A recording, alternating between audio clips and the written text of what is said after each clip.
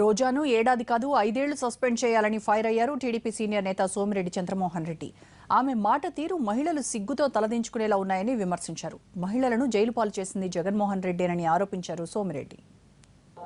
YSR Congress party శాసనసభ్యురాలు రోజా గారు ఆ మీడియా ముందు మాట్లాడారు.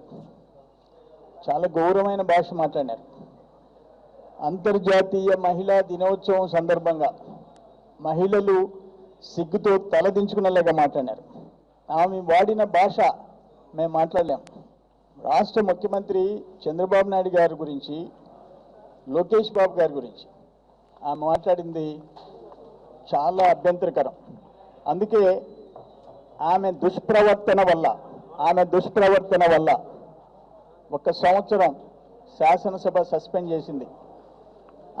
ఆమె ప్రవర్తన చూసిన తర్వాత ఆమెలో ఎక్కడ మార్పు రాలే.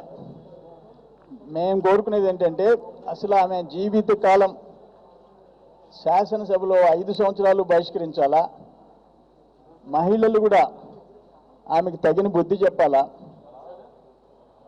మహిళా లోకం ఆమెను ఆదర్శంగా తీసుకోకూడదు.